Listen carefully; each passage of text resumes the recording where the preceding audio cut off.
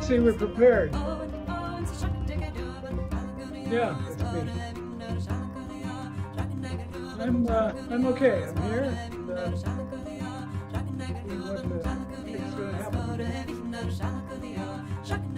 things going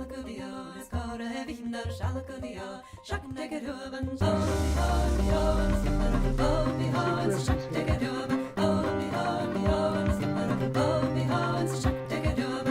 Yes, my mouth is swollen.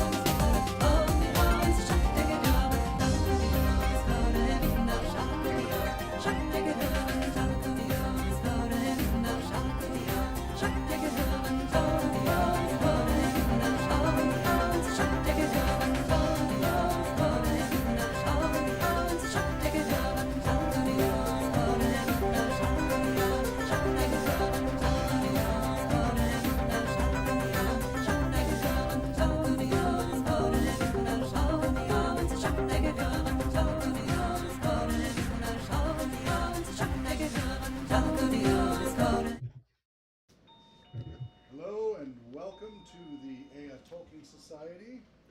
I'm Hawk Robinson. Our monthly Saturday 1 to 3 p.m. Pacific Time Tolkien Society meeting. Anthony's going to be helping facilitate the meeting today since I'm juggling everything here at the Role-Playing Game Community Center, and it's a very busy day. We got a lot going on. So I will hand that off to him here momentarily.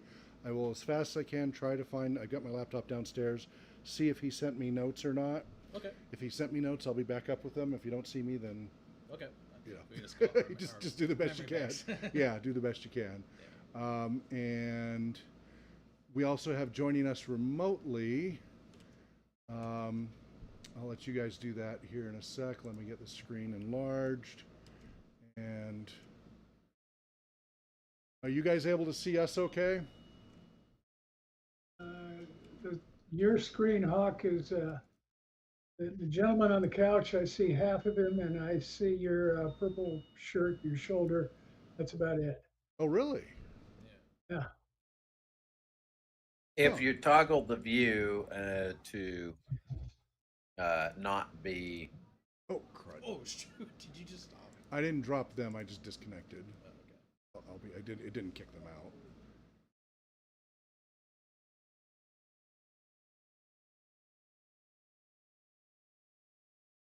How about now? I'm still seeing half screen for you folks. Really? Yeah. Yeah. And I'm looking at, when I toggle the view, okay, that's better. That's better. Now I can see you. Oh, okay. It's because of the overlay. All right. Yeah. Yeah. Okay. All right. And I see the forest. Good. Okay. So looks like we're good to go. Full screen. Let me.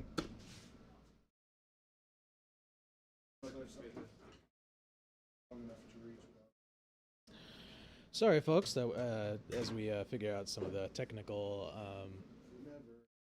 never-ending technical difficulties. I don't know if it'll help them here. It'll help the stream. I don't know if it'll help. Go ahead and tap that mic. Are you tapping it? Joey, tap the mic. Can't hear it. Keep tapping it. Okay, so it's number 3. It needs to be number 1 or 2, or he won't be able to hear it.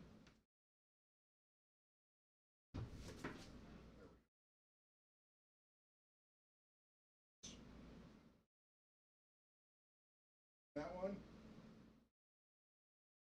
I can hear that, yeah.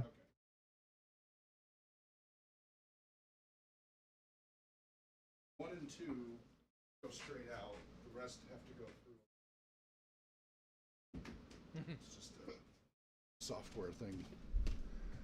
All right, so we'll put that one. Okay, Joey, say something. Hello. Okay, that looks about right.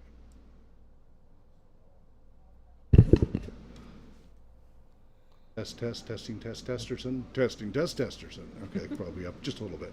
All right, if it, complains it's too loud, that's where you can control it. Okay, this mic. Yeah, ASIO 1. Okay. Which one is Joey's? He's ASIO 2, that Okay. one right there. Okay. Say he's too quiet or loud, you can play with it. And just Alt-Tab to switch between. Okay? Yep. All right, I will go see if I have those notes, otherwise Okay. have fun.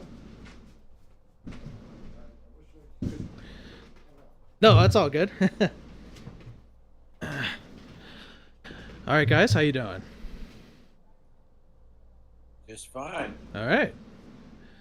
All right, so I'm not in my normal South Farthing. I have traveled to Joseph, Oregon, and I'm staring into the Eagle Cap Wilderness right now. oh wow, must be quite a scenic view. So you're in the South Farthing, or Southwest Farthing, perhaps. I prefer to think of it as a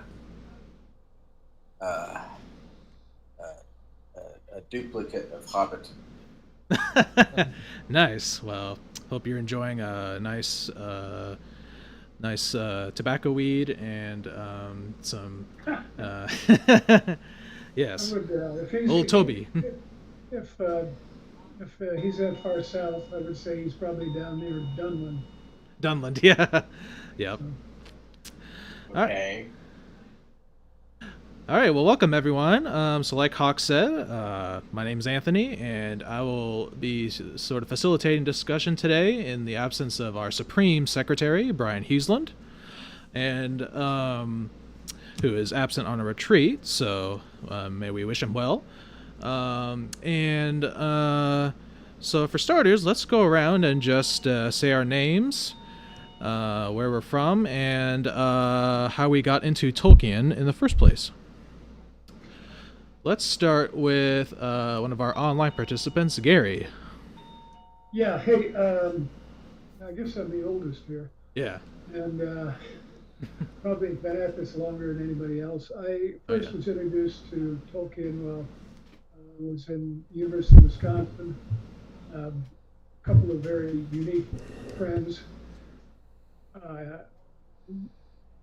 told me about the book. I read it, I was hooked, and I read then from there on I read the trilogy, Lord of the Rings, and I've been a Tolkien fan ever since, and that was in 1965. So right now, my wife and I make Mountain Home, Idaho our home, and enjoying it. And I don't want to say anything about Western Washington because that would get me into politics. But Oh, that's fine. That's fair. I know this is not for that. So, Right. Anyway, that's where I am. I'm from the Idaho contingent, which would be, we had a lake, I guess would be close to Lake Town or something. We don't. All right. Thanks, Gary. Chris, you're up. I'm Chris. I'm officially in the South Farthing where they grow everything, and we love our tobacco and our freedom, uh, and we're just starting school, and things are busy this month. I've been a member of this group for probably beyond 10 years, and it was Brian who roped me into this, and I've been enjoying it ever since. Nice. All right. Next up is Joey. You want to say who you are, where you're from, and how you got into Tolkien? The group or the actual? Both. So I'm Joey from Spokane, Washington. I got to the Tolkien Society group through John and Hawk. Yeah. John Welker. Yeah. And I got introduced to the Tolkien's work through my stepdad, who introduced me to Lord of the Rings back in 2005. Nice. Cool. All right. And last but not least, I'm Anthony of the East Farthing. I'm from Spokane, Washington, born and raised. And I sort of got into Tolkien secondarily through the release of the Peter Jackson's film trilogy. I was sort of reading Tolkien, The Two Towers and The Return of the King concurrently with the release of the films, and also part of The Hobbit as well. But it wasn't really until college that I got knee-deep into Tolkien, starting with The Hobbit and then progressing through The Lord of the Rings, and then The Silmarillion, Unfinished Tales, and Children of Hurin, and other works by him. And now you could say maybe not quite a scholar of Tolkien, but a huge Tolkien nerd and fan. And I've been coming to this group specifically since 2017, so a little over 6 years now, and I officially joined the International UK Tolkien Society as a member roughly January 2021, so I'm happy to be here. So, okay. So, next we usually go into notes from last month's meeting. However, as far as I know, Brian, we don't have access to those notes from last meeting, so I remember we did do a long discussion on the influence of the Mabinogion on Tolkien, the Mabinogion being a collection of Welsh tales from the Middle Ages. And, we talked about some of the different stories and how the Mabinogion in particular, this title, kind of influenced the Silmarillion. Does anyone else want to share also kind of what we talked about at the last meeting? Any items of news or happenings about Tolkien around the world, or the Mabinogion? Well, I get these alerts, I think, like you do, Anthony. Yeah. About what's going on, and I saw something. There's a Tolkien and religion seminar that I think you can join if you want to. It's supposed to take place on Sunday, the 26th of November. And anyway, I don't remember if you passed that on or not. But I saw that, and then there was another one. I can't remember where it went. My email inbox is a mess. So yeah, mine is too. So you're not alone. Yeah. Oh, okay. I see what you're talking about. So the International Tolkien Society is hosting an online seminar Sunday, November 26th. It's the title of the seminar is "Secondary Believers, Secondary Worlds: Tolkien and Religion in the 21st Century." It's actually a paper proposal, so you can submit your proposal by visiting this webpage. The deadline for proposals is Friday, September 8th, shortly after Oxon Moot. I guess we already passed that. Yeah. Yep, we're 1 day past that, so. But you can still attend it and, see what's going on there.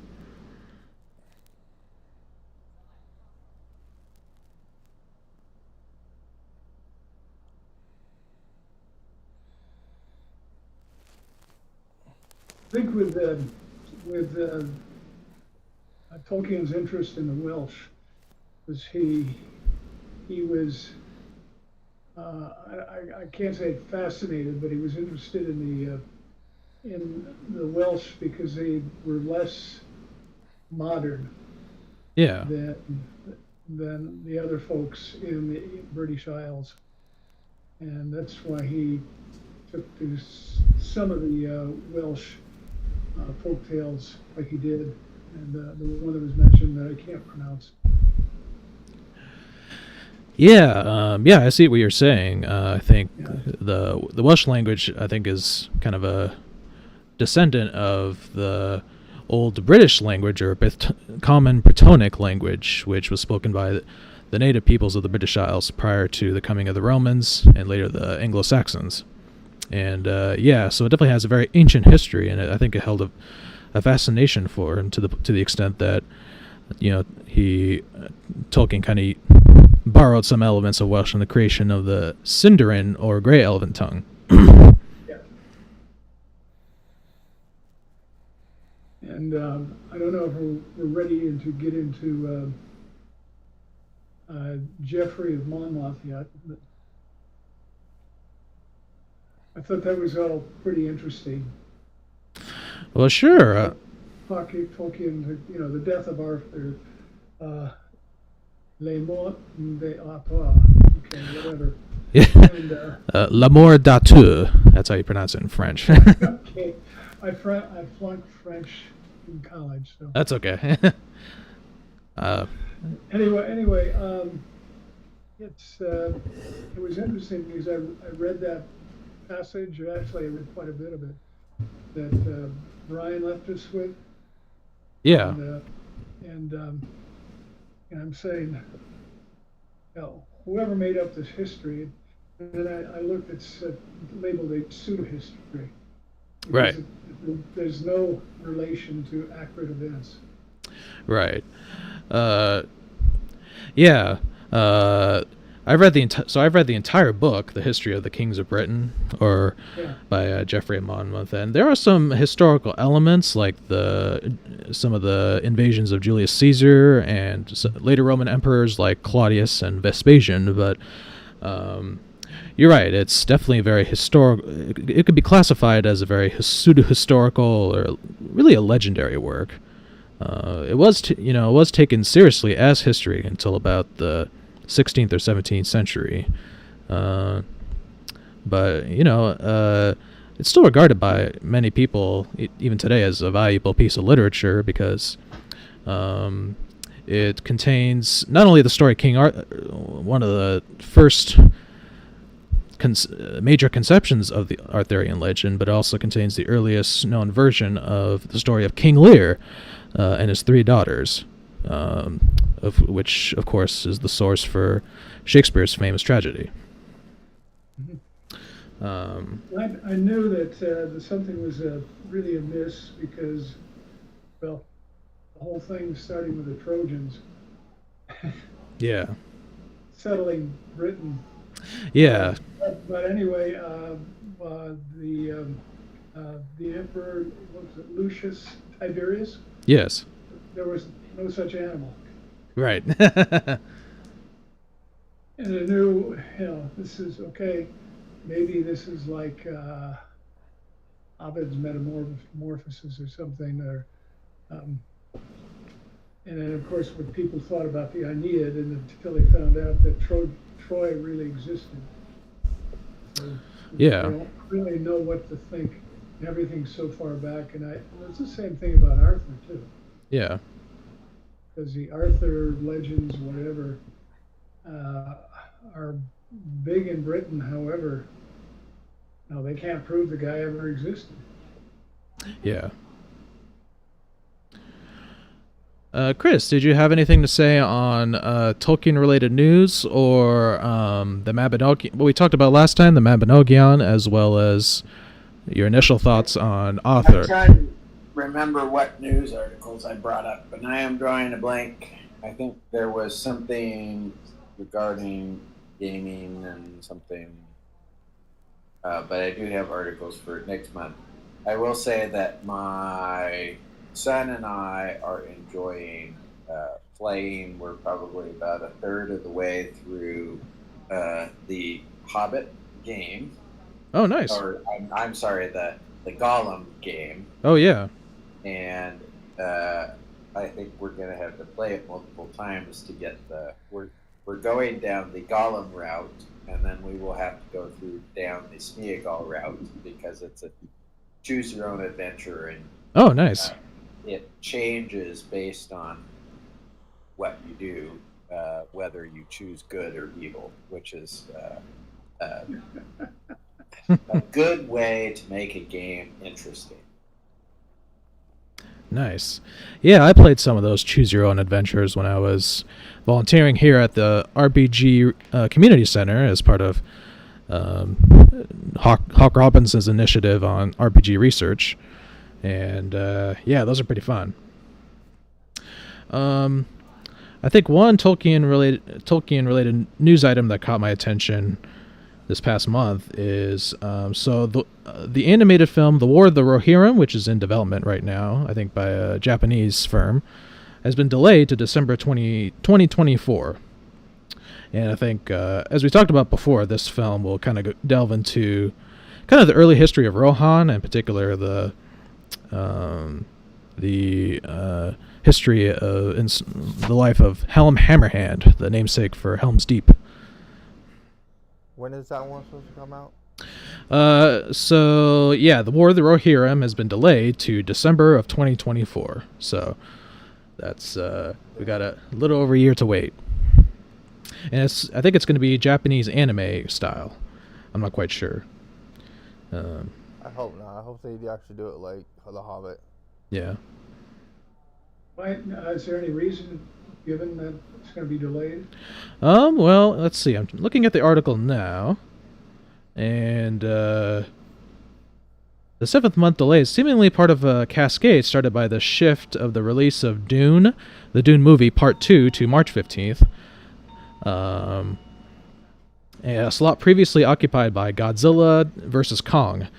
Godzilla vs. Kong's 1 month delay has subsequently forced the War of the Rohirrim into a new date, so it has to do with the kind of the simultaneous release or initial release of these big budget productions onto It has nothing to do with the writer's strike or the actor's strike or that's a good question. I don't think so. CGI folks strike or whatever. I think it does. I do know that at least the Dune piece was affected by the strike, and when you start shuffling big ticket items, big ticket shows that are that the movie studios won't touch around, then other things move around too, which I find interesting that they would think that a work of Tolkien would be a tier 2 type work. Yeah. Yeah, I was wondering about that, and I've been watching, because Amazon's been running it again, the second season of Wheel of Time. And Oh, I know yeah. you guys are, I don't know if you're Robert Jordan purists or what, but you were disappointed last year. Yeah. My wife was a big fan of Robert Jordan, but I never read him. Yeah.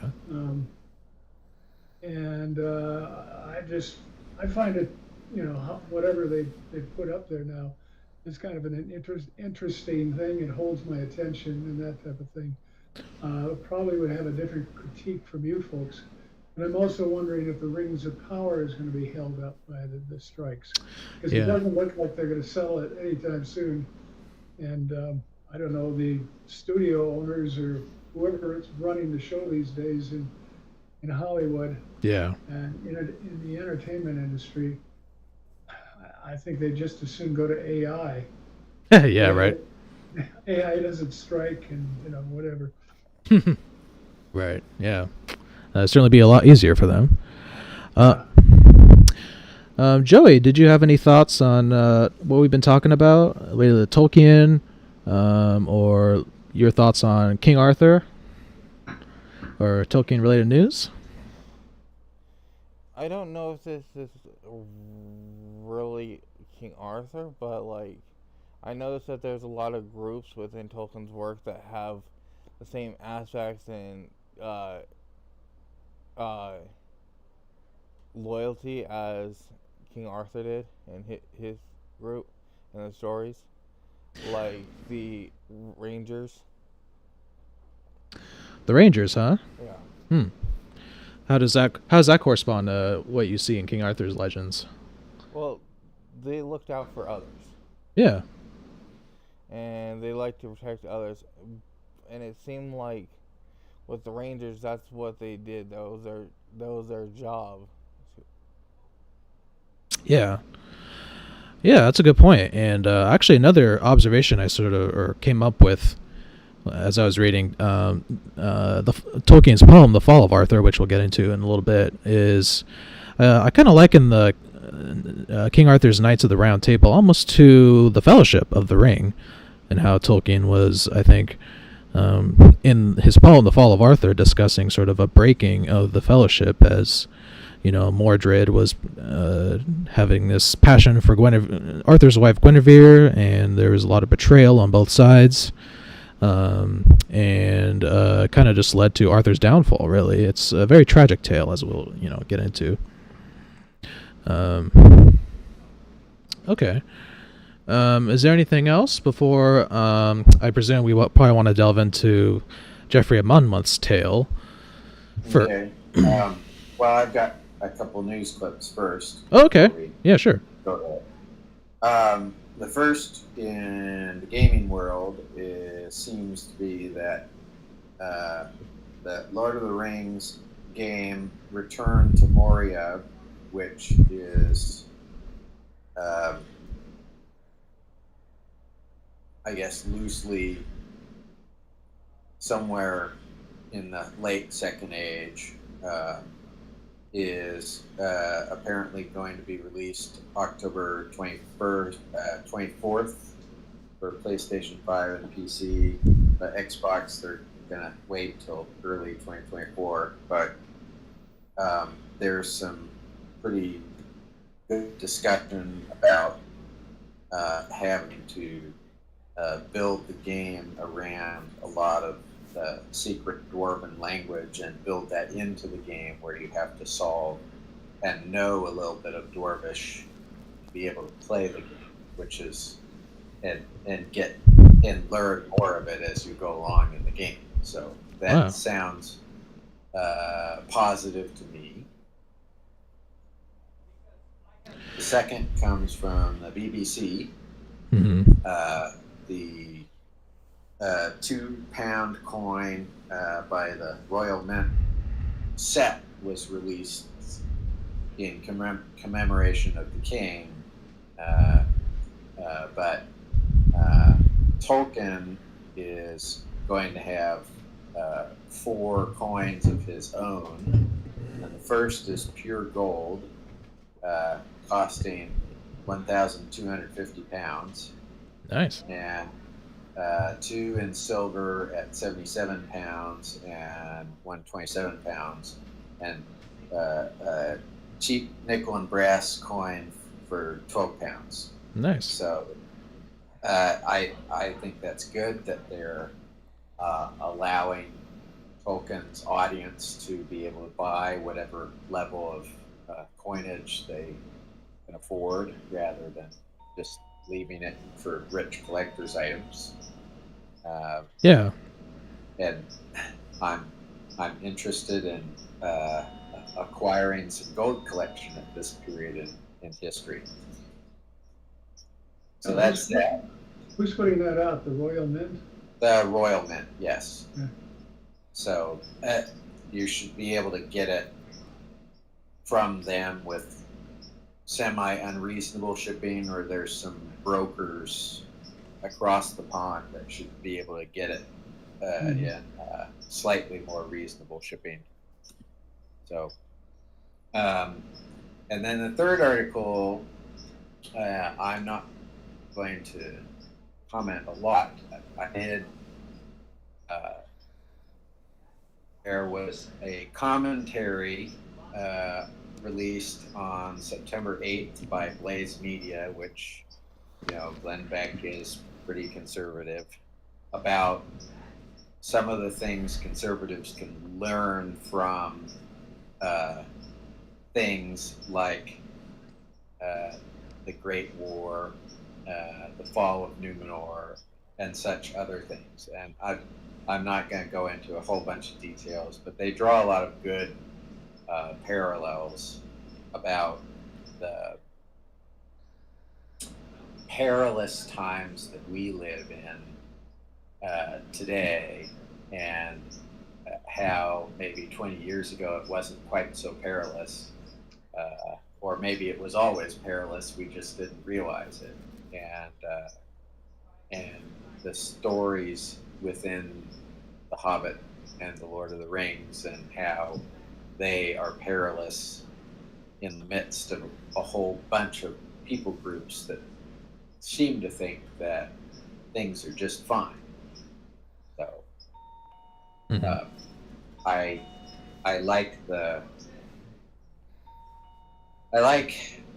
they're using some of those resources, but at the same time, Tolkien would be rolling in his grave of the politicization of his works. Yeah. I agree with When that. you said, Chris, when you said the Great War, I thought of World War One. Yes. That's what it was known as. Okay. And that's what you meant? Yes, I did. And is there any way you could send a link to that? Yeah, I think I can. Okay, you can send it to the group here. Yeah, that'd be great. Thanks. I think there is a chat function here somewhere that I can pop it into that feed. Open chat. There we go. So I should be able to post that link there. Okay.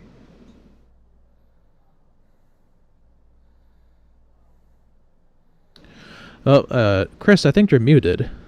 Are you still talking? So I think we can move on. Oh, okay. Now I can hear you. Yeah. Thanks, Chris. Oh, just one more piece of news, kind of related to the game that you were talking about, the Moria game. So the One Ring role-playing game, and this is also connected to Hawk's RPG research initiative, is having a new campaign being released called Moria, Through the Doors of Durin. And it's an epic campaign module delving into the depths of Khazad-dûm for the One Ring role-playing game and the Lord of the Rings role-playing 5th edition.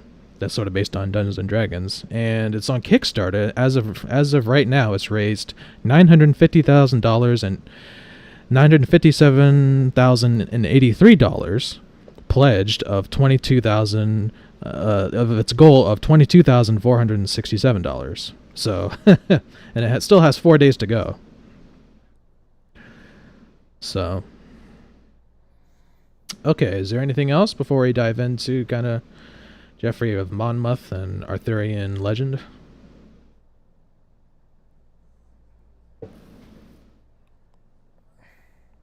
I think that's probably it.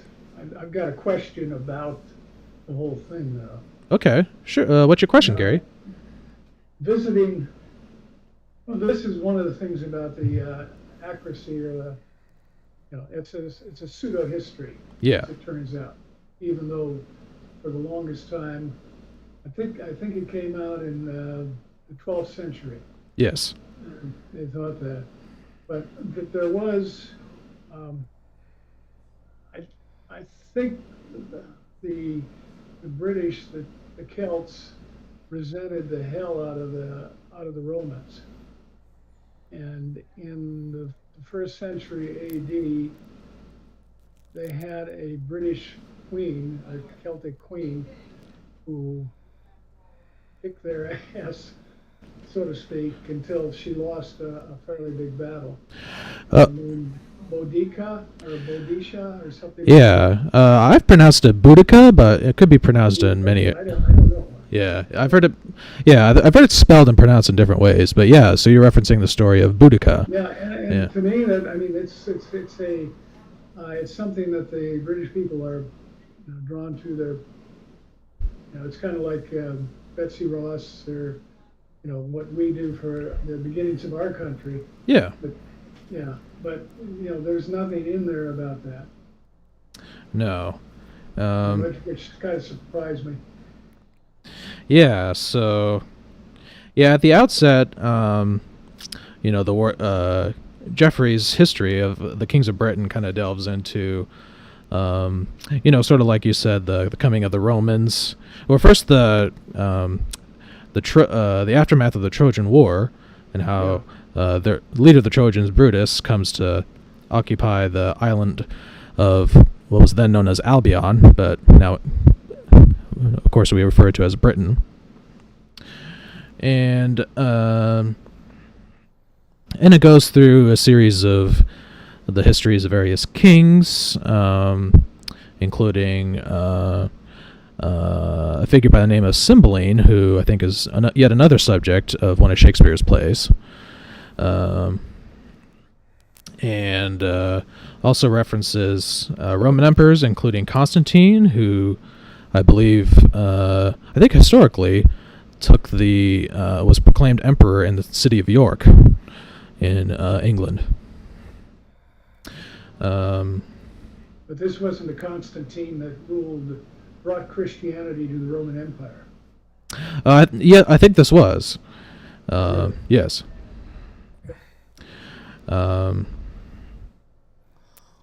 And because there's a whole, well, at least in my copy of the book, it goes into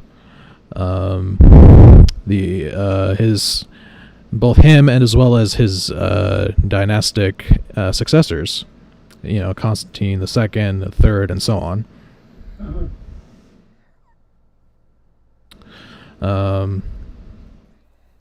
And there's also an interesting chapter in, at least in my copy. I don't know if you guys read this, but it's almost like it's it's a whole work in and of itself, and it has to do with Merlin. It's called The Prophecies of Merlin, and it sort of serves as an epitome of sort of what's going to happen with Arthur and his kingdom, as well as some references to kind of contemporaneous historical events happening in 11th and 12th century England, with the invasion of the Normans and the conquests of William the Conqueror.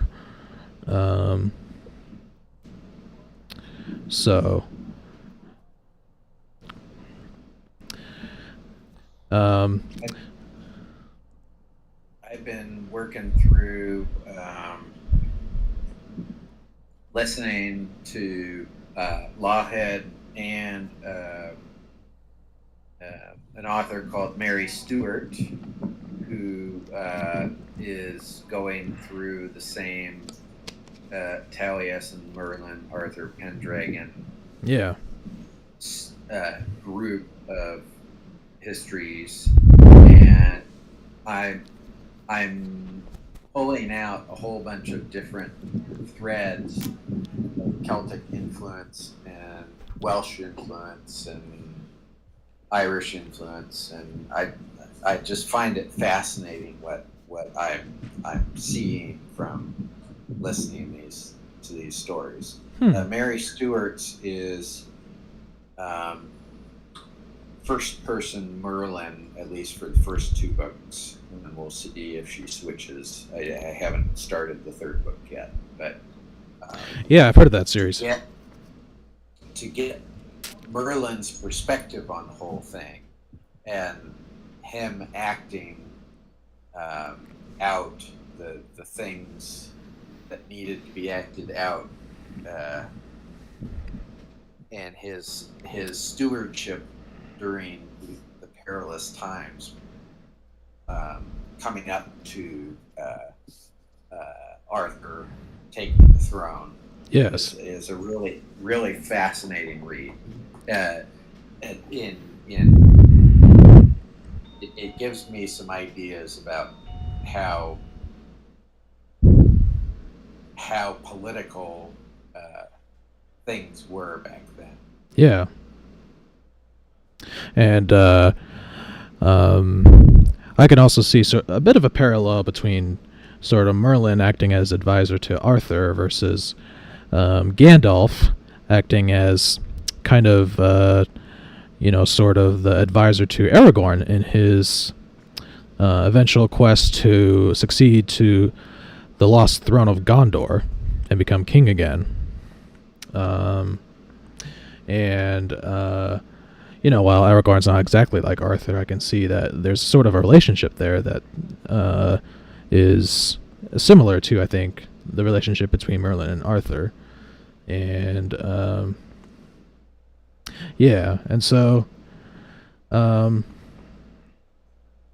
Merlin kind of goes into these sort of prophecies about these two dragons, the red dragon and the white dragon. I want to say that I'm trying to look for the red dragon represents the people of Britain who will be overrun by the white one, namely the Anglo-Saxons. So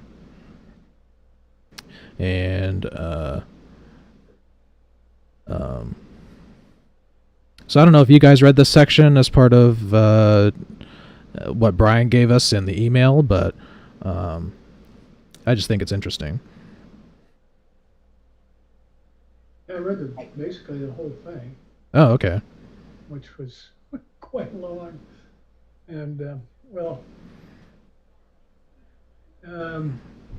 I concentrated on Arthur. Yeah. And what he did. And, okay, I knew the story. BBC had I liked it anyway, a great story, a great series out on Merlin. And Merlin started out as Arthur's page, Yeah. so to speak, and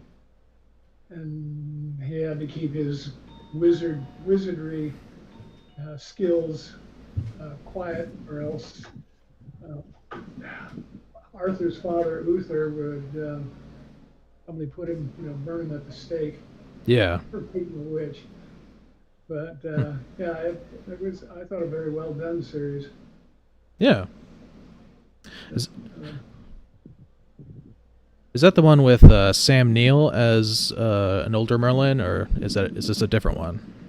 I think so. If you're talking about the same one I'm talking about, he's been a frequent actor of different, Yeah. different things. Yeah.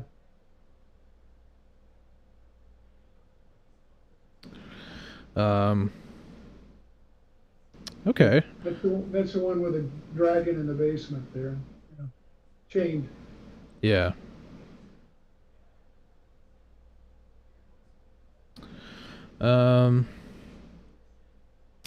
Yeah, what else? What other thoughts do we have on sort of the passages about Arthur and Geoffrey and Monmouth's tale, and how Tolkien could have taken inspiration from them? Well, the first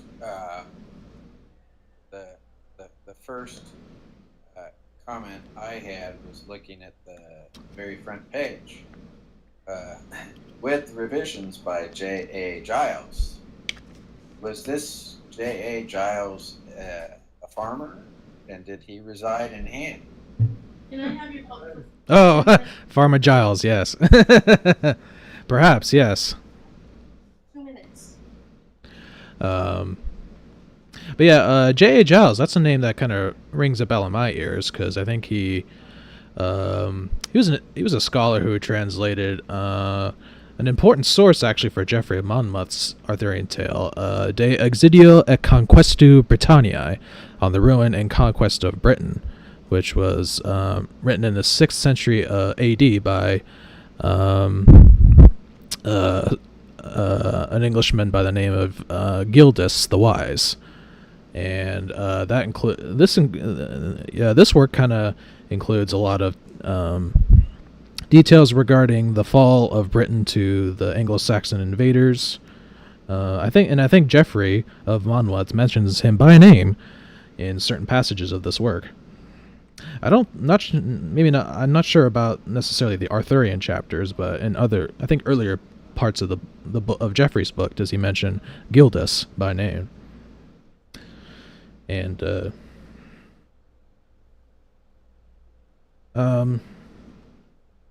yeah, so go ahead. Yeah, I was going to say, Anthony, the actor, I just looked it up, who played Uther was Anthony Head. Hmm. And I've seen him in other stuff. Oh, okay. Anthony. Fairly frequently, yeah. Oh, okay. Oh, interesting. I'll have to check this out. Yeah, it was a good series. We streamed it. I forget where we found it. I think you'd find it on Roku. You'd probably find it on Amazon. Yeah.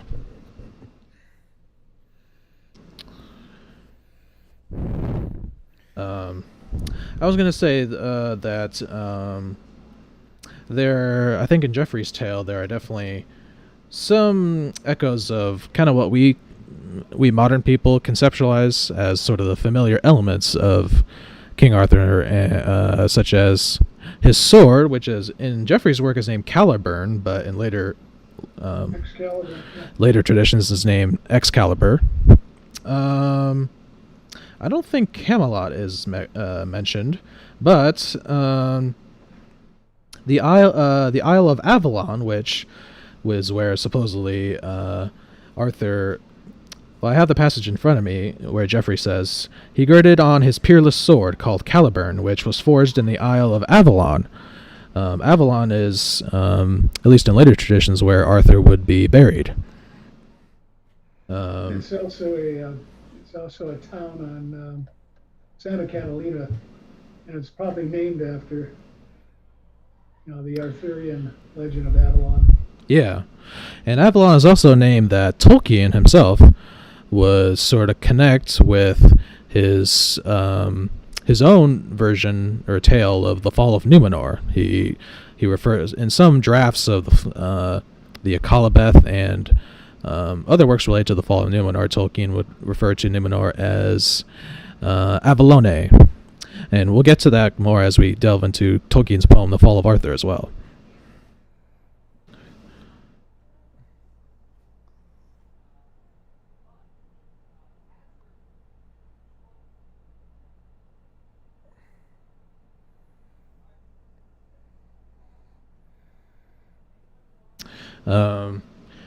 Any other thoughts about what you gathered from the History of the Kings of Britain by Geoffrey of Monmouth? Yeah, I had to go look up all these place names and kind of look at some old maps to see, and it looks like borders and alliances were very much in flux during this time. Yeah. And that after Arthur, the borders don't seem to have moved a whole ton. Yeah. They have here and there, but it just the unifying the ability of a country to unify all the lands, at least for even a short period of time, helps create these fences that then allow people to have their borders and their fiefdoms. Mm-hmm. That's kind of it, and it brings peace. in this case, it seems to have been short-lived. But Yeah. Well, one thing, because I read some interesting history about Britain and the Celts, and one of the hallmarks of the Celts were they never could get together on anything, except Yeah. for that queen in 60 AD. Yeah. And But that's why they were um, first colonized by the Romans, and also why the Normans were able to take over the place, because they were always fighting among themselves. yeah. So yeah, I thought that was very interesting. Yeah, William the Conqueror came, and changed after that. Oh yeah, absolutely. And there was a time where there were occasional strong kings in the Anglo-Saxon period, like Alfred, who was king of Wessex, who I think was one of the first, to style himself as king of the English, or maybe one of his successors at least did. But so I can see how in the Tale of Arthur, like he's very much just a very strong leader, and is able to rally his people against the Romans, and other such enemies, Scottish. Yeah, I thought the Scots. It was interesting. The Scots were always against Arthur's side. Yeah. But it's also, when this was written in 12th century, 1136 or thereabouts. Yeah. That was over 100 years after William the Conqueror in 1066. So I thought that was also an interesting aspect. And I know we're getting off subject, and we're supposed to be looking for parallels between Tolkien's work and Geoffrey of Monmouth's, Arthur legend. But Oh no, that's not. Yeah, I mean it's an interesting tangent, but I think Geoffrey of Monmouth lived within a few generations after the conquest of England by the Normans, and his the speculation on his ancestry. He calls himself Geoffrey of Monmouth, which is in the county of Monmouthshire in Wales, but it's not entirely clear if he actually was Welsh, because he could have had Anglo-Norman ancestry. But again, that's just sort of getting off topic. So on page 221 of my copy, the first mention is made of Arthur's eventual wife, Guinevere, and it mentions that she was descended from a noble Roman family and had been brought up in the household of Duke Cador, and she was the most beautiful woman in the entire island. And he's referring, because I thought he was referring to what we refer to as Guinevere. Yeah, Guinevere. Yeah. Yeah. And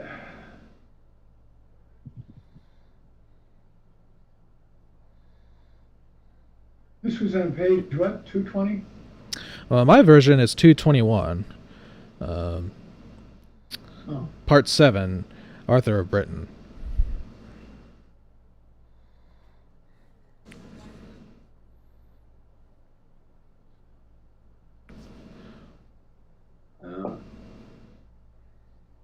Okay. Chapter 7.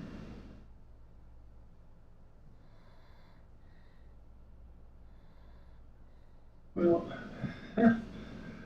that's not the same version that Brian sent us, right?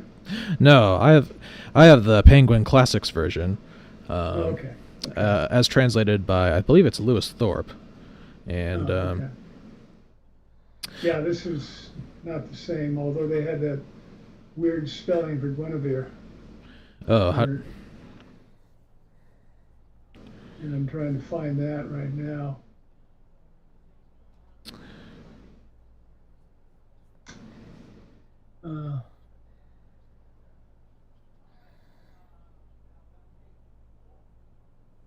in your issue, did they have a, I recognize Cornwall, but Albania? Oh, did they mention Albania? Albania, and well, I mean, I thought it was a country in Central Europe, and apparently, right off Italy, but apparently not. Huh. Yeah, I'm not. Yeah, I'm not quite sure about that.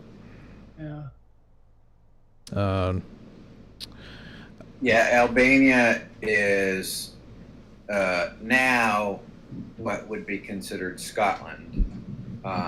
That was for prior to Arthur was governed by the Picts, and that the Scots came largely from Ireland and took over the area of the Picts. Yeah.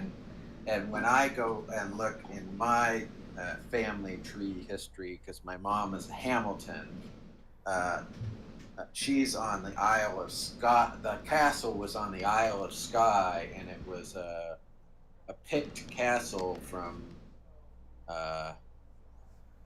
790 or something like that. So. Right, and so the Gaelic name for the country is Scotland. The Scots Gaelic name is Alba, and other variants are either Albania or Albany. Yes. Yes. So getting to know a little bit of my Scottish history here. nice. So actually, the Scots displaced the Picts. I did not know that. Yeah, that seems to be what when you look at the maps during the time periods prior to Arthur and after Arthur. Yeah. It seems that the Picts were there, and that what is called Ireland today was Scot. So that creates some interesting. I'll have to think about that a bit, because what were the Irish just the people who were left, or were there other influences? Or I don't know. I mean, yeah, we've got here we talk about the Scots Irish. Yeah. Yeah, Yeah, certainly. a lot of them came to the south, and actually impacted the culture down there quite a bit. So yeah, it's strange.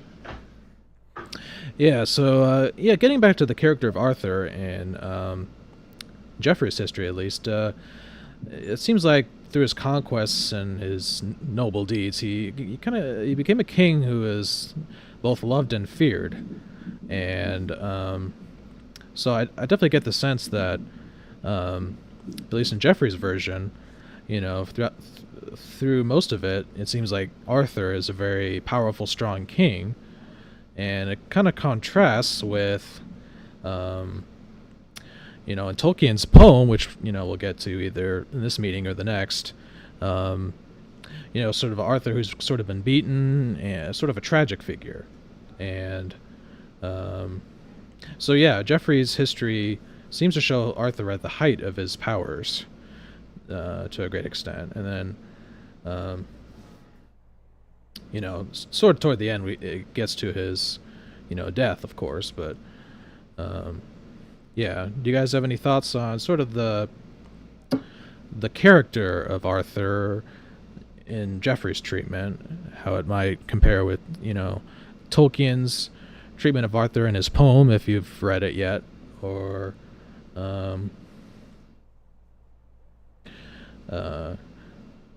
other versions of the Arthurian religion that you've read? I guess this version is a bit more cut and dried, and you can't. There's a lot of floweriness in a lot of the Celtic stuff that goes on in what do you call it, in Lawhead's version, Yeah. and it's good to read something where you just get the what happened, so that you can have a base on which to hang some of these other pieces of legend onto. Right. Yeah. Yeah. So that's yeah. I got the impression that Jeffrey's prose was very sort of terse and matter of fact because he was writing what he considered history, and it was written in the language of Latin, which is a very sort of scholarly academic language even in Jeffrey's own time, and it was written in prose as opposed to poetry, so it's kind of more or less a bare bones style. It doesn't it's so yeah, I think that's interesting. But the educated people knew Latin Yes. and Greek, and and that's happened all the way up until the 19th century. Yeah. So Right. And I think one of the things that shocks me is some of the speeches that are kind of mixed in, like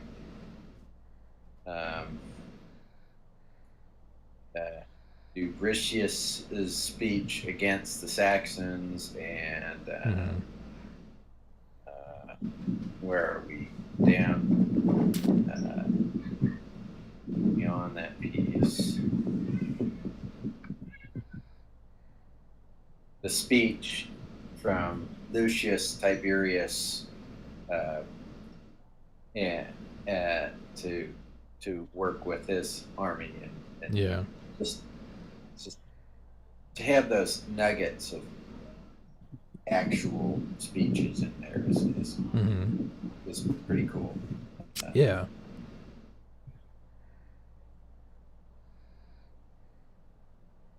I wonder how history would have been different if Arthur had not conquered all these foreign lands and attracted the attention of what I'm going to consider the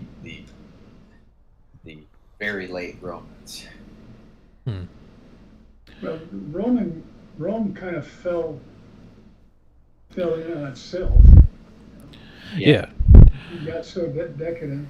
But the interesting thing is the Germanic tribes that took over the areas that Rome had before, their leaders all became Romanized.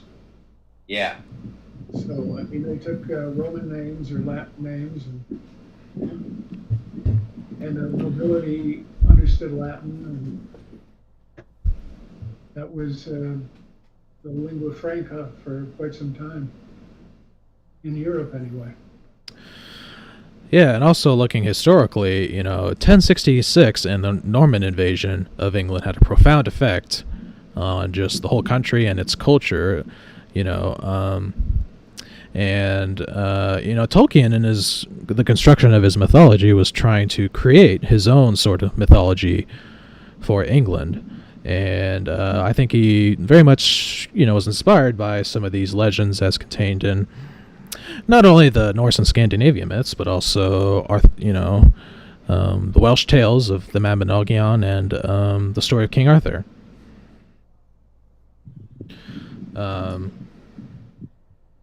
Yeah, and so in Geoffrey's tale, there's no mention of the more familiar elements of Arthurian legend, like the Holy Grail, which was introduced by the French, Le Saint Graal.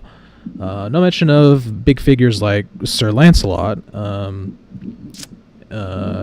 his affair with Guinevere, although other names that kind of pop up are like Sir Gawain,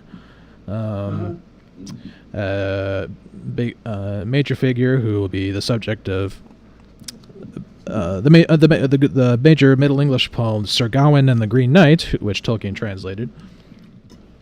which we'll get to. And Mordred, Sir Hector and Sir Bors, Sir Bedivere,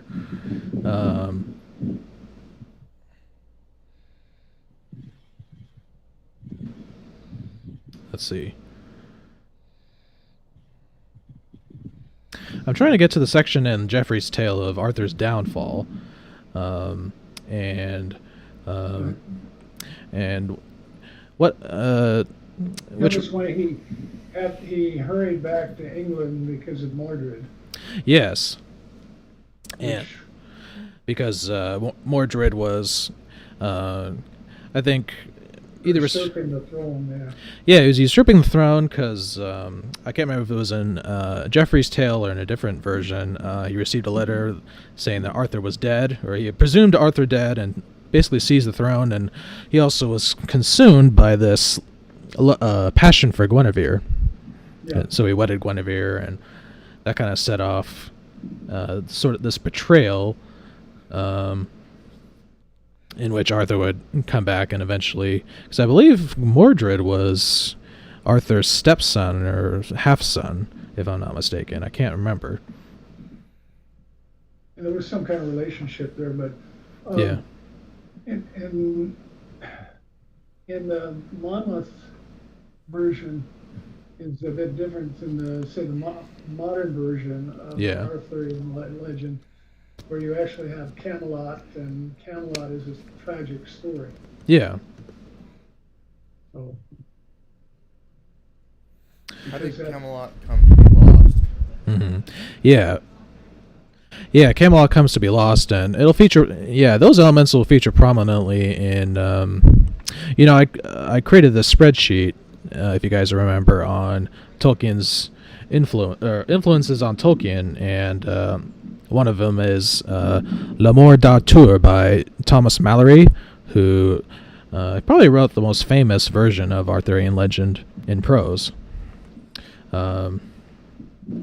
Which he says a lot of it comes from French sources, but yeah, so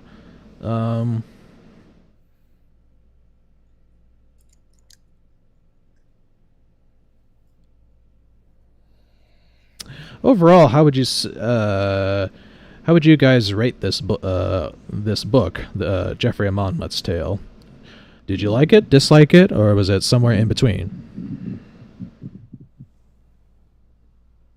I liked it because it was helpful to get another angle, another perspective, potentially the original author being closer to the source of the tales. Yeah. And that allows a bit of credence to the stories that he tells. Yes. Right, because Geoffrey supposedly was given a source for this kind of period in Arthurian legend by his friend Archdeacon Walter of Oxford, who supposedly presented him with a certain very ancient book written in the British language, from which he has translated his history.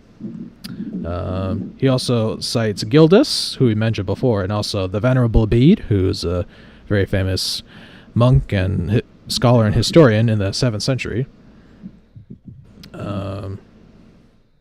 So, yeah, Gary, what are your final? I'm basically Tolkien's taking this.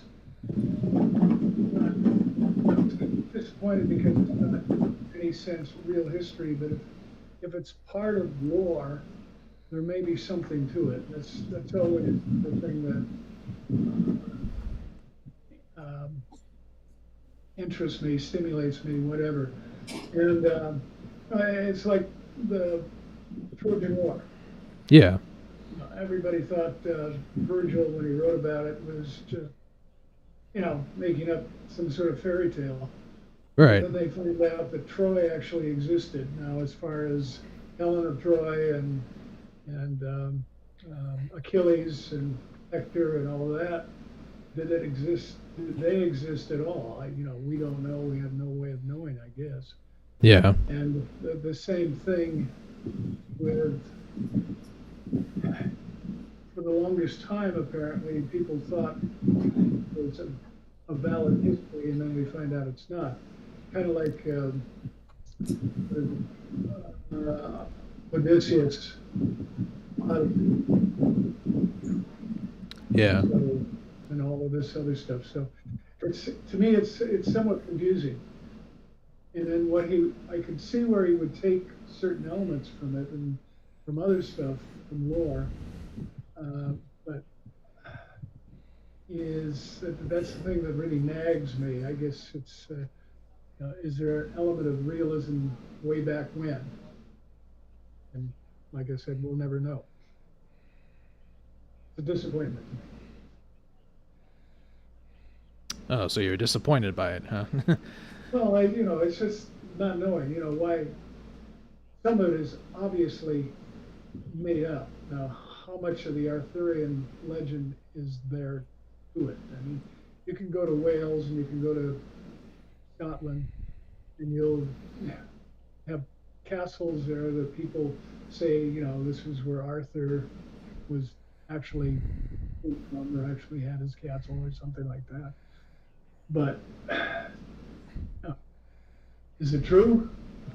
That's what I'd like to find out. Mm-hmm. And, like Lucius Tiberius, there was no emperor to name that. No. Yeah. So, he Monmouth made it up. Yeah, or at least derived it from other sources. Yeah. Yeah. Yeah, right. I think obviously it doesn't have much value as history, but I think this book does have a literary quality to it in that it contains, very interesting stories, as well as the first well-known versions of King Lear and King Arthur, and an interesting insertion kind of in the middle of it regarding the prophecies of Merlin.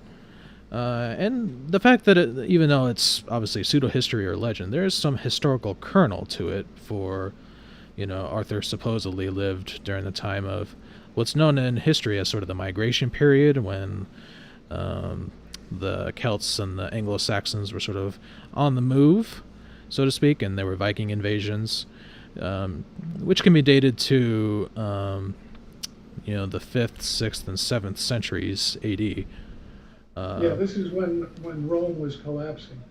Right. Yes.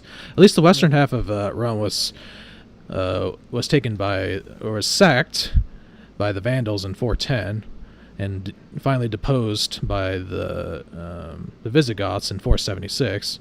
While the eastern half survived as the Byzantine Empire, the Eastern Roman Empire, until the fall of Constantinople by the Ottoman Turks in 1453. But yeah. Okay. Anyway, that's what my impression of the whole thing. Yeah. I'm forever surprised that Troy existed, and they found out, what was his name, Schimmelmann, a German guy. Yeah. In the late 19th century, he discovered the damn thing existed. Right. Yeah. I wonder how much more in ancient history do things exist, and we don't know. Yeah. Yeah, because there could have been an Arthur-like figure who, was trying to fend off Anglo-Saxon invaders. Yeah. But I would think we would have heard about him, kind of like the Queen, who mounted the Boudica? to the Romans in the 1st century. Yeah, she was queen of the Iceni tribe, who tried to lead a stand against the Romans. Well, she did pretty well up to a point. Yeah. Well, Merlin's cave exists. Yeah. Merlin's cave exists? Yes, Oh, okay. and the castle in which Uther conceived Arthur is right nearby to that area, according to the legend, and the castle's names are the same. And that's one of the things that seem to have been brought to light by my reading of or listening to this Mary Stuart version, is that she is using actual names and actual places that do exist today, and using their modern names instead of their ancient names. Yeah, so Merlin's Cave is a cave located beneath Tintagel Castle, southwest of Bonncastle, Cornwall, England. Yes. Yeah, and Cornwall, I think, is sort of on the southwest, basically the southwest of Britain, sort of that peninsula there. Way out on the end of the peninsula is where the castle and the cave are located.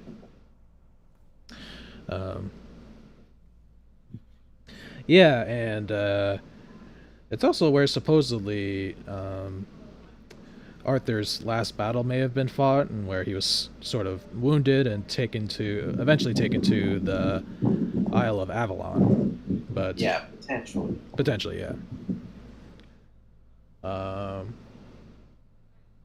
Joey, do you have any final thoughts on Arthur or Tolkien before we? Okay. So, let's see. We have about 45 minutes left. Do you guys want to kind of go into the fall of Tolkien's poem, The Fall of Arthur, a little bit, or should we turn our attention to his letters?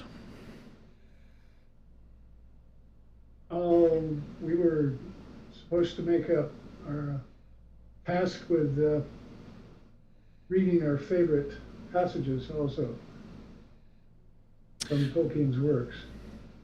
Oh, yeah. We could do that now or never or whatever. Oh, yeah, was that part of a meeting I missed, or like part of a subject of an email? Yeah, you could have been. Yeah, could have been. Yeah, because I unfortunately was not able to make the last meeting because I was doing something else. Yeah, that would have been in July. Yeah. Yeah. Yeah, I'm looking at Brian's email right now, and he says he suggests we take 2 months on Arthur and have a solid discussion on Tolkien's Fall of Arthur in October. Okay. He still thinks it would be good for each of us to bookmark a favorite passage by Tolkien so you could read it as a time filler if needed. Okay. Well, I can also read 215, letter 215, which is what we're on. Oh, okay. Sure. Do you want to do the letter or our favorite passage, or both? I don't know. Chris, what do you want to do? I do not have my books with me, so. Okay. But I do have the letters. Okay, let's start with the letters first, and if we have time, we'll get to some of our favorite passages from Tolkien's works. So, Gary, would you want to start helping with letter 215? Thanks. Yeah, let me get my reading glasses on. I'm taking my computer glasses off. Okay. Walter Allen, and who's apparently the editor of the New Statesman. Tolkien was asked to contribute to a symposium to be published in a children's book supplement of the New Statesman. He was told the kind of questions we should hope you would consider are: how far do you write with a specific audience in mind? That is, how do you feel writing for children differs from writing for young adults or for adult readers? To what extent do you feel that writing for children satisfies a need in yourself? For example, by expressing a side of you represented in ordinary life, or by the exigencies. Yeah, that's easy for me to pronounce. That's okay. I'm writing for adults. How do you see the relation between the Hobbit and the Fellowship of the Ring? And are you conscious of the didactic purpose? And if so, how do you construe it? So, um, in a letter in response to Mr. Allen, he writes in April of 1959, I am very sorry, but I shall not be able to take part in the symposium. I have only recently returned from convalescence after an operation, and am faced with much neglected work. Term begins on April 24th. I have said all that I have to say about Ready for Children in my contribution on fairy, which to wit is on fairy stories to essays presented to Charles Williams, OUP 1947, whatever that means. It has no special interest to me. Mm-hmm. When I published The Hobbit, hurriedly and without due consideration, I was still influenced by the convention that fairy stories are naturally directed to children, with or without the silly added waggery from 7 to 70. And I had children of my own, but the desire to address children as such had nothing to do with the story as such in itself or the urge to write it. But it had some unfortunate effects on the mode of expression and narrative method, which if I had not been rushed, I should have corrected. Intelligent children of good taste, which there seem to be quite a number, have always, I'm glad to say, singled out the points in manner where the address is to children as blemishes.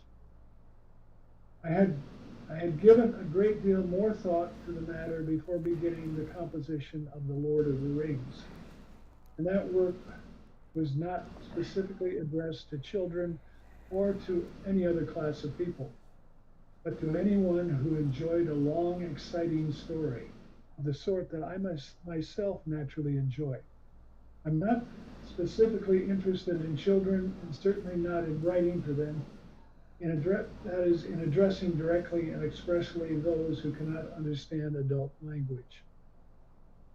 I write things that might be classified as fairy stories, not because I wish to address children who are children. I do not believe to be especially interested in this kind of about children, interested in this kind of fiction, but because I wish to write this kind of story and no other.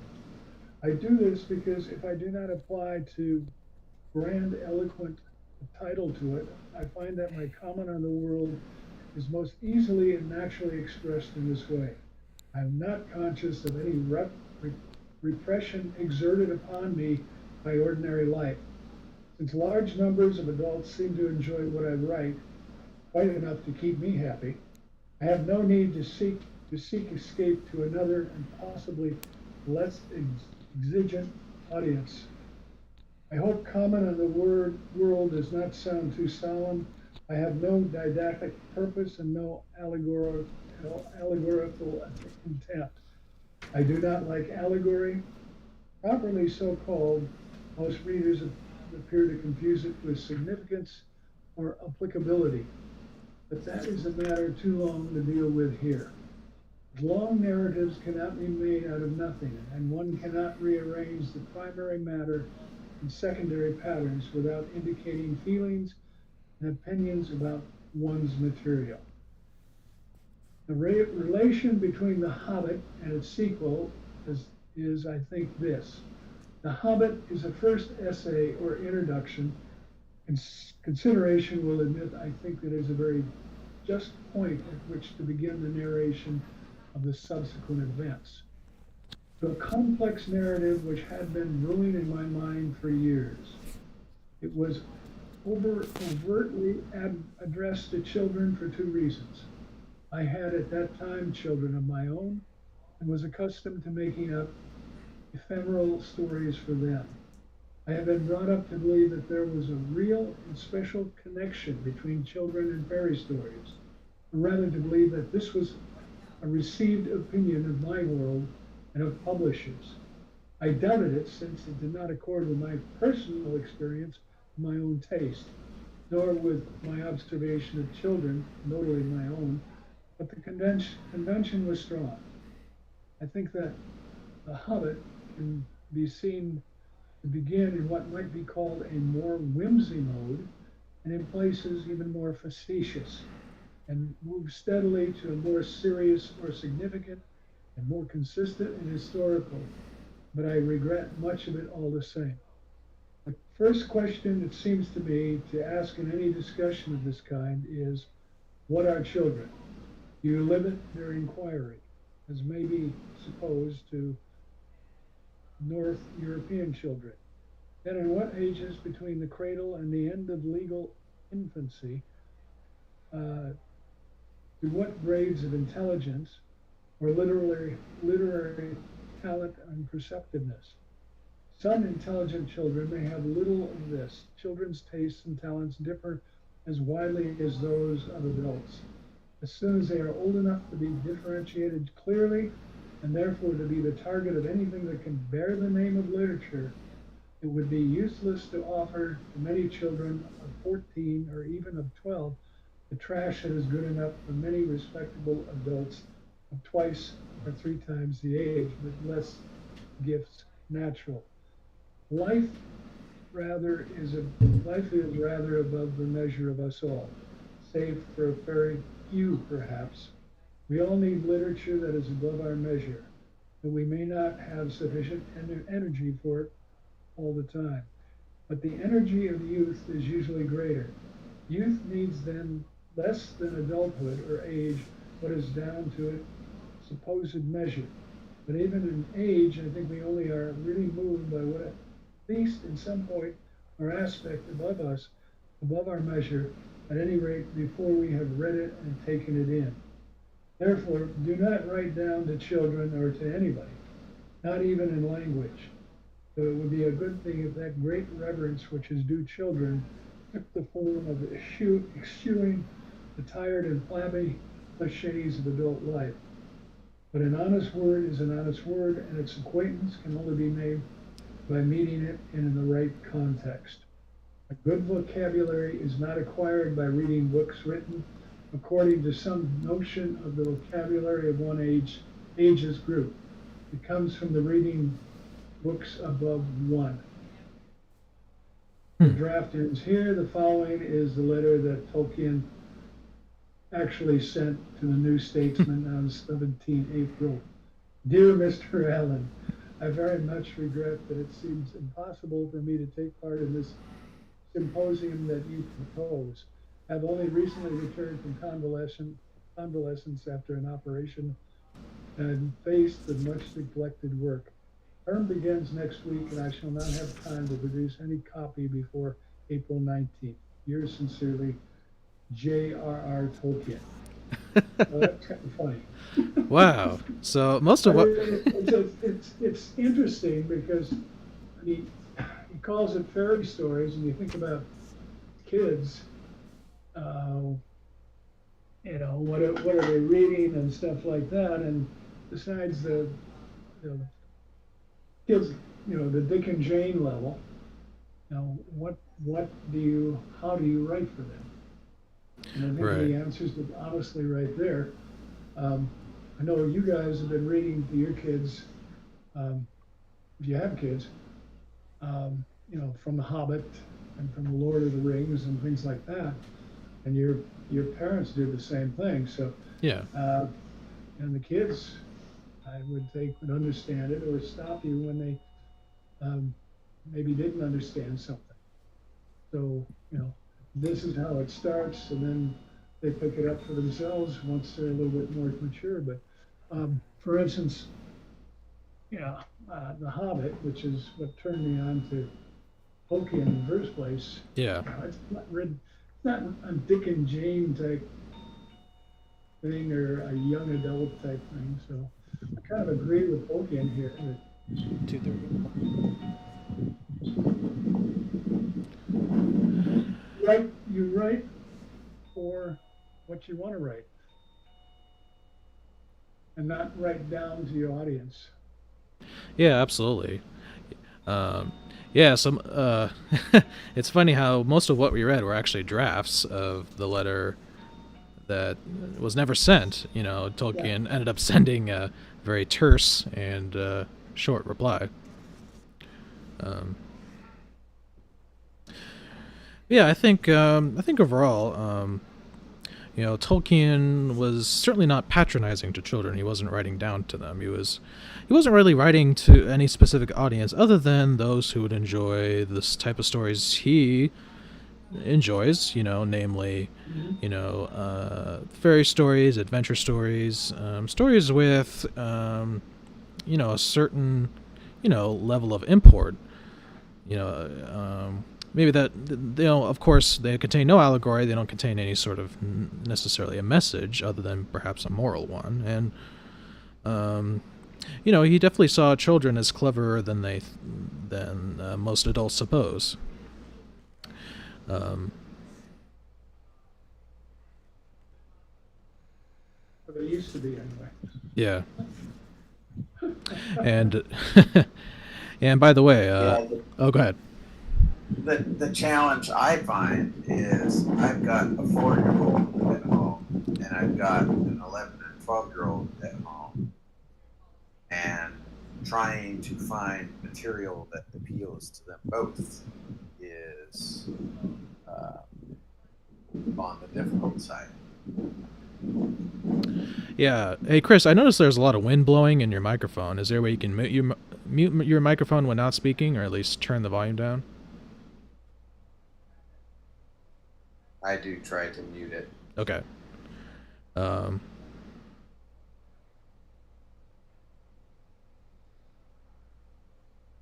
Chris, you're outside, right? Yes, I am outside because it's too noisy inside. Okay. Yeah, that's fine. Yeah,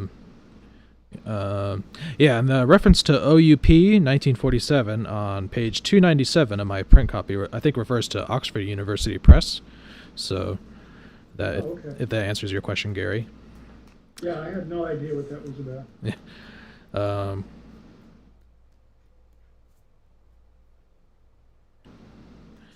But yeah, I think toward the end of the letter, I think Tolkien challenges each and every one of us, whether we're children or adults, to kind of read above our level.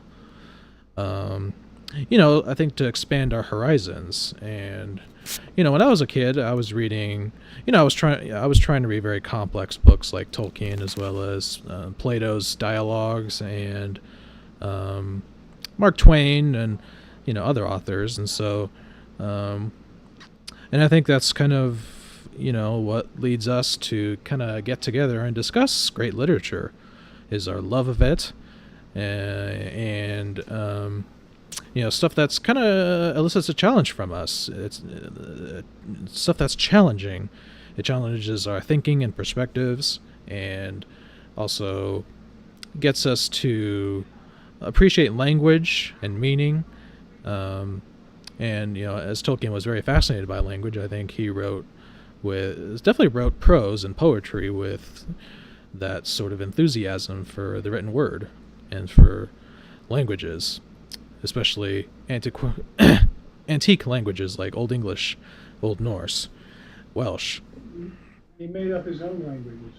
Yes, and he was an inventor of languages ever since he was a young child. I mean, I think the first language that he invented was with some of his young family members, called Animalic, and and eventually he created, for his Middle Earth Legendarium, he created, two main Elvish languages, Quenya, Sindarin, also bits of Dwarvish, the Khazad language. Khuzdul, sorry, that's the name of the Dwarvish language. Also Adunaic, the language of the men of Numenor. And, yes.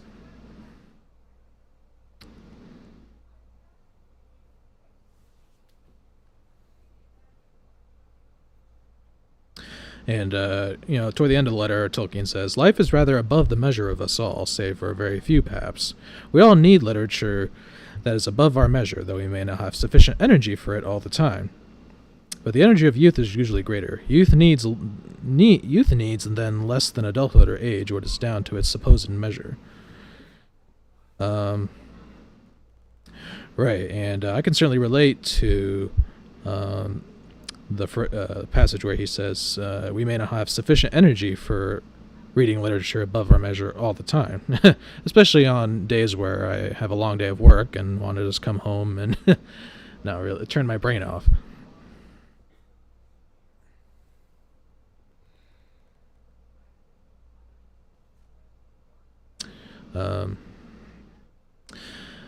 Yeah, so what other comments does anyone have on this letter? Or at least the drafts, the drafts of it, because the final one was rather terse. Yeah, well, I mean, it got what he deserved. I mean, he says he's return home after convalescence. He's got to get ready for next term, so he can't be involved. So Yeah. that was it. The other thing, I think, almost to the point where the draft of the letter that was never sent, he was somewhat upset Yeah. about somebody would think he was writing down, to an audience, whether they're young or old. And I don't, he didn't, as far as I'm concerned. Mm-hmm. I mean, there's some goofy stuff in The Hobbit, especially at the beginning, but so what? I mean, it's funny. Yeah, I think really Tolkien's works can be appreciated by people of all ages, young and old. Yeah. I find the passages in The Hobbit that are, some might see childish as sort of funny and, like what Gary said, and charming, Yeah, I think charming is a good word. Yeah. Yeah, so.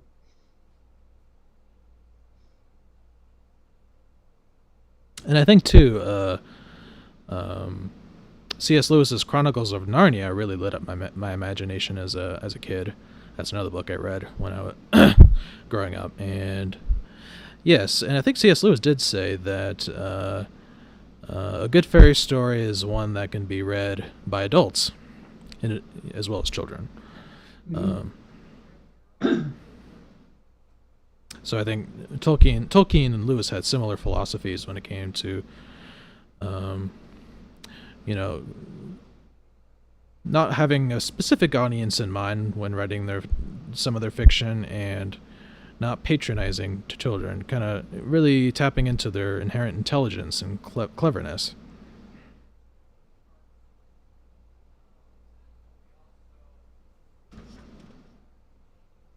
Yeah, I agree with that.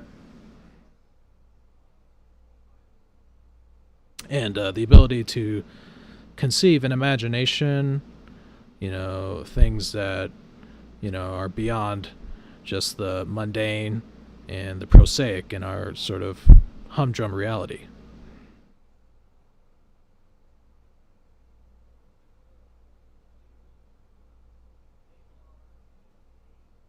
Yeah, they're good stories. That's basically what you want to be entertained. Yeah. Yeah, it's a desire I think we all have. We want to be entertained. Yeah, and to enjoy. Yeah. It's like pro football. I mean, what is it? Is it sport? Yeah, it's sport. But it's also entertainment. Yeah.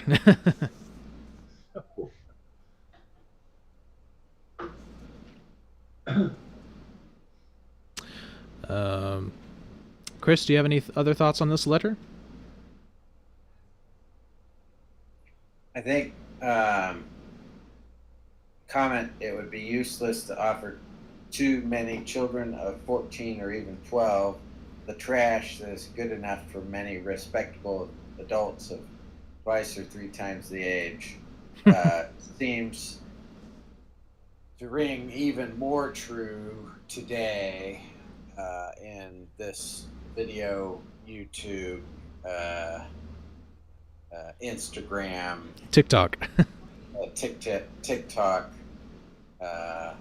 way of life, and I am having to wrestle against that with my children as they turn into that age of determining for themselves what is popular in their minds.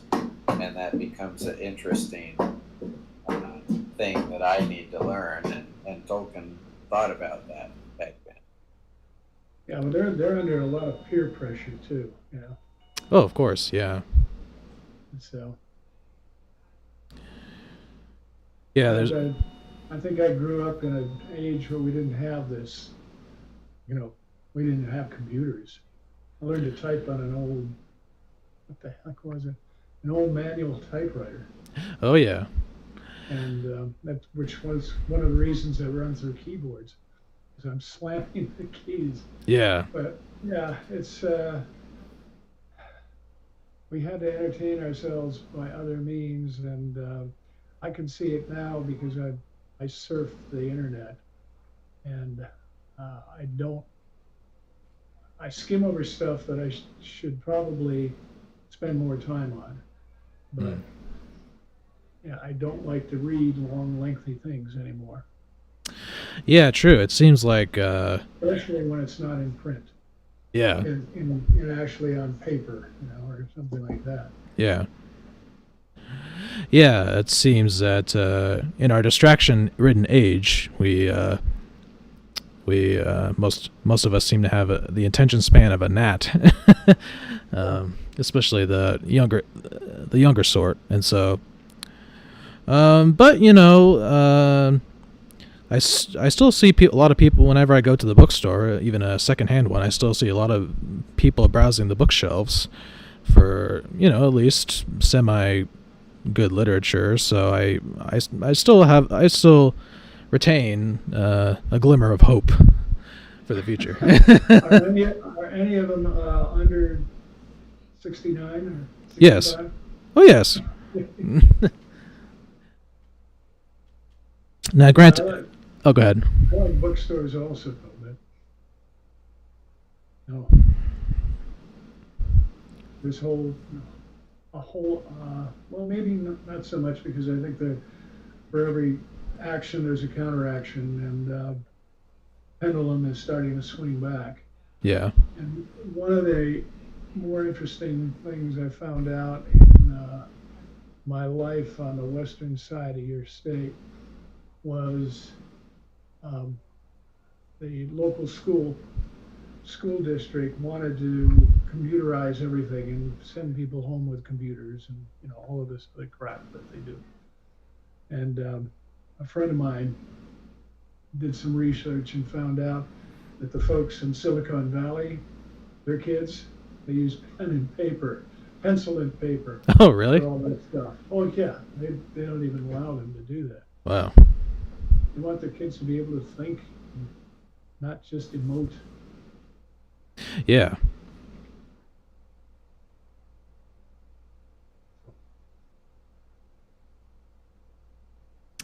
Any final thoughts on this letter?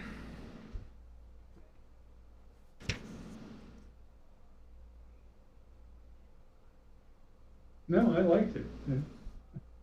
Yeah, me too. Because of what he said, you know, he doesn't write to the audience, he doesn't write down to the audience. Yeah.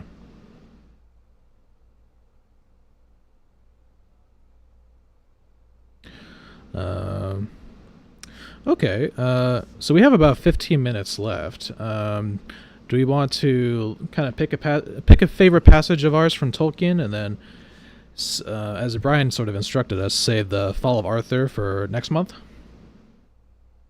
I prepared something, but Coop hasn't got anything. I don't know if you do, Anthony. I don't have, as far as like my favorite passage, I don't have anything. But Gary, since you have something prepared, why don't you just? Well, I got it from The Hobbit, and I'm thinking, you know, of all the things I've read, Tolkien, what was the one that, you know, had the most impact? And the one that most impact was what got me into reading Tolkien in the first place, Yeah. and that was The Hobbit. Yeah. And that was the beginning paragraph of The Hobbit. In a hole in the ground, Yeah. there lived a hobbit.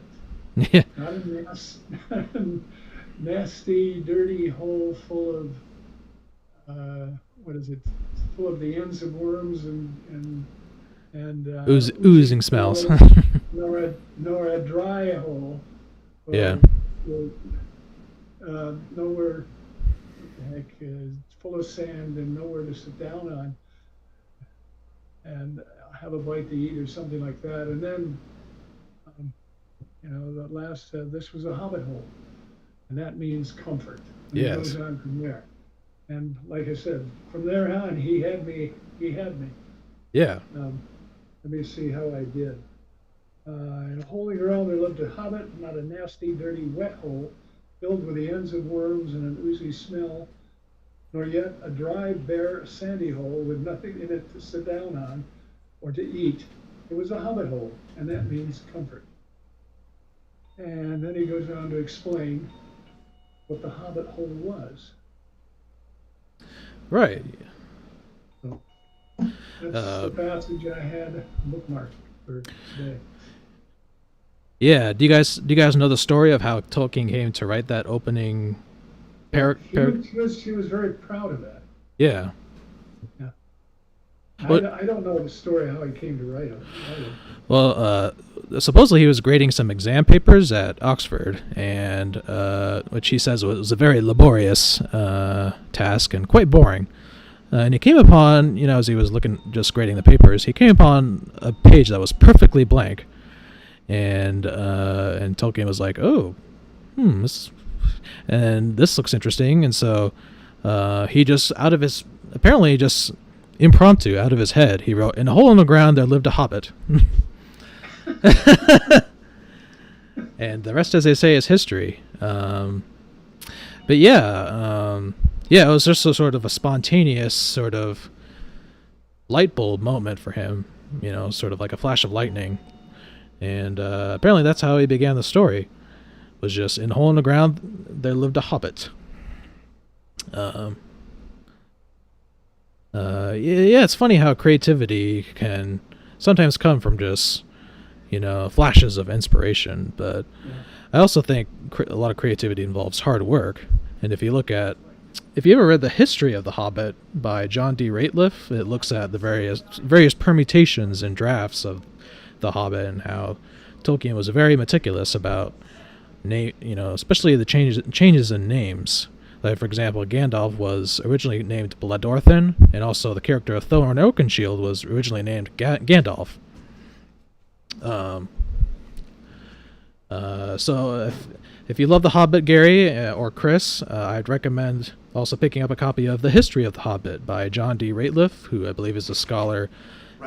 Ratliff? Oh, okay. Yeah, we had him as a speaker. Oh, really? At Tolkien, 2009. You can watch it on our YouTube channel. Oh, nice. And it was all about because History of Middle-earth had come out not long before. Yeah. We had him as a guest speaker with Michael Martinez. Oh, man. Both together. It's a great debate. That's amazing.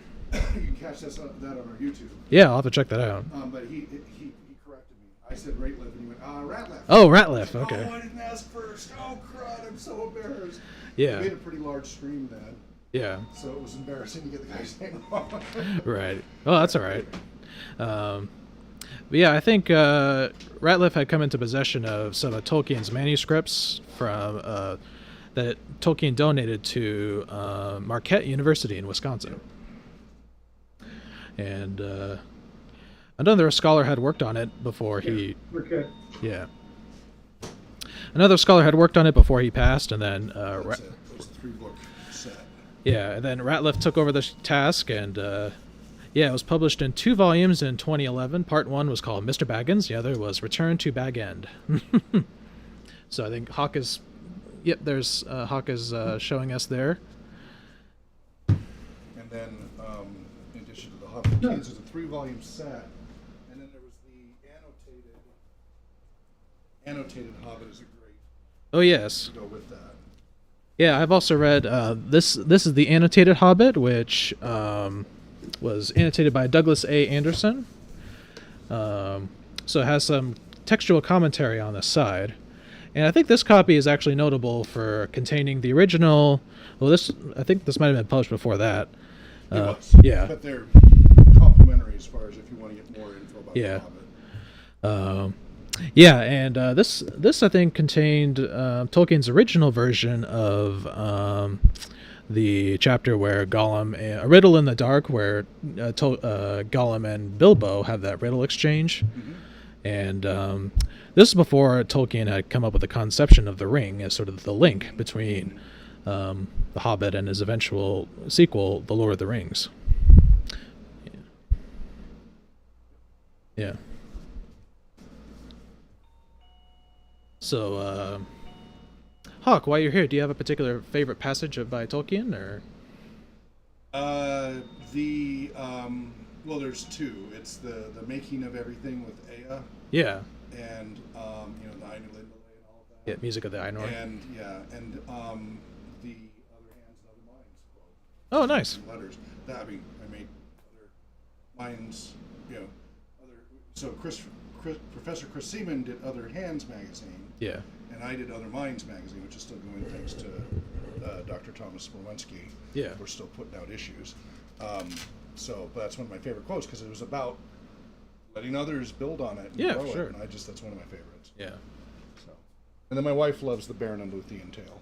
Yeah. I've read it to her when we're apart distance for a while. I'll read her to sleep on the Baron story.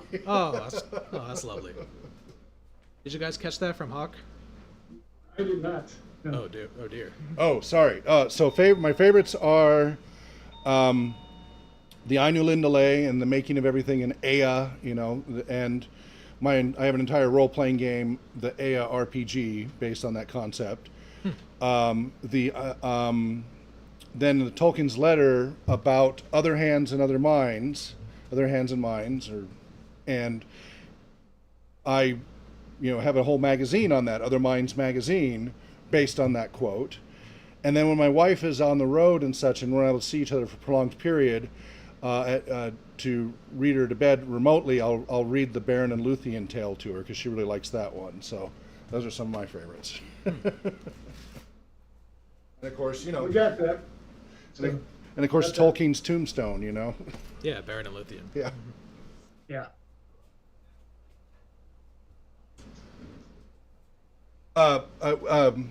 Yesterday, so Brian, his wife Jennifer was over yesterday to give Katie and I our birthday presents, and she was just back from Peru, and she was visiting her brother Sam, who was one of our guests on here a few years ago when we were doing the Numenor arc. Oh, nice. He was the one out of Peru that was remoting in, Yeah. and so she finally got to see her brother she hadn't seen in a long time. Yeah. Down in Peru and such, but he's a linguist and all of this, but also really, really big into Tolkien. Yeah. And so, anyway, just a little blast from the past about Sam. Mm-hmm. So. Yeah.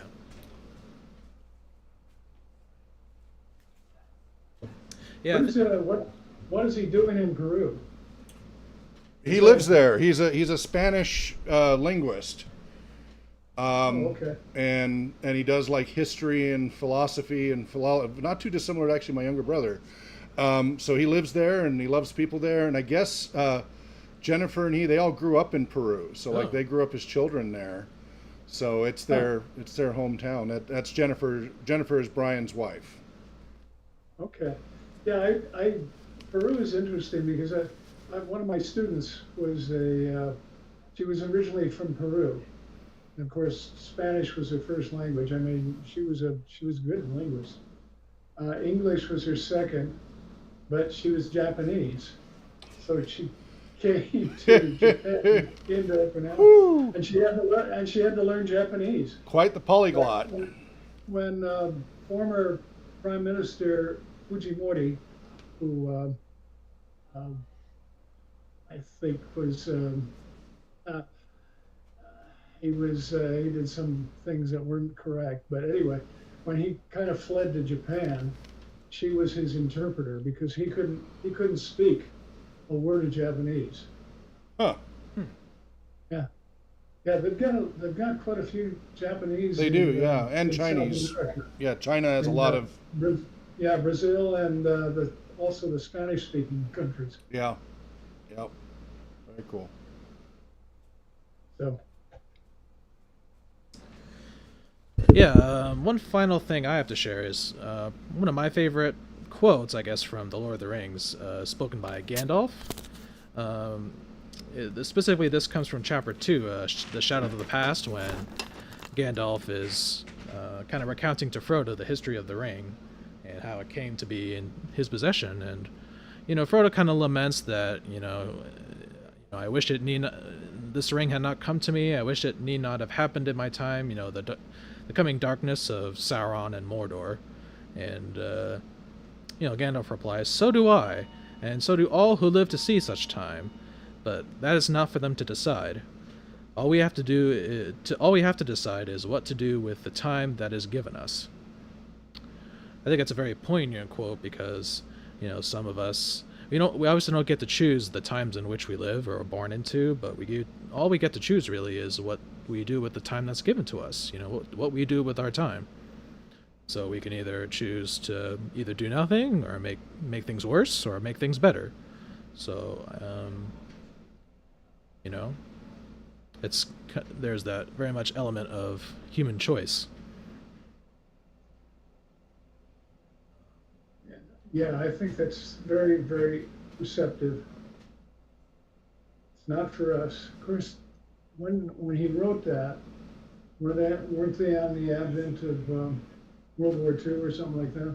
Oh yeah. Well, Tolkien, I think started. Yeah, Tolkien The Battle of started. Britain or something? Yeah, Tolkien started The Lord of the Rings in December 1937, right, not too long after the publication of The Hobbit. And yeah, he worked on much of it during World War II, and so I'll bet as he says in the prologue, even though the tale is not specifically allegorical of that war, he said the shadow of war was hanging over all of them during that time. Especially as his sons were, I think, serving in the RAF, the Royal Air Force. And things were not looking up. Everything was kind of on edge, and Oh yeah. we didn't know we were going to win until like 1944 or something like that. Yeah.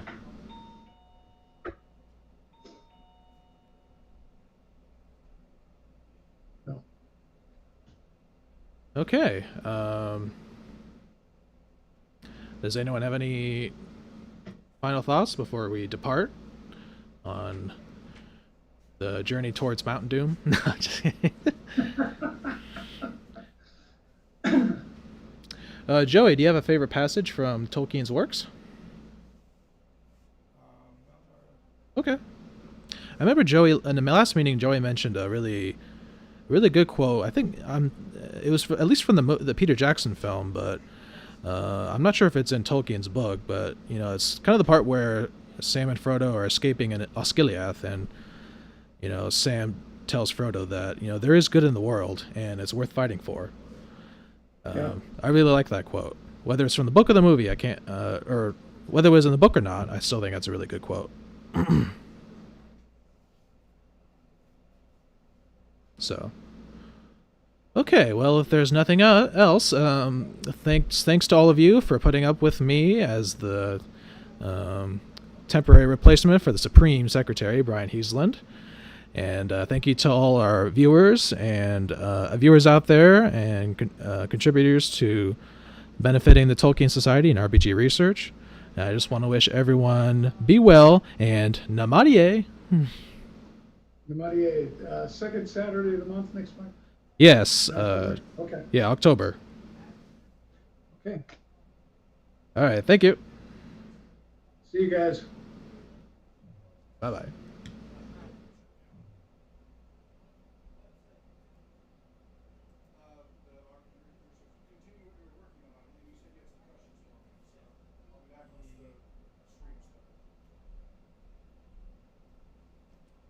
All right, we've ended. Okay. Do you want to stop the stream and everything? Yep, that's what I was coming up for. All right. Ouch. Yep. Party time, right? Yeah, it was a good good discussion. Oh, good.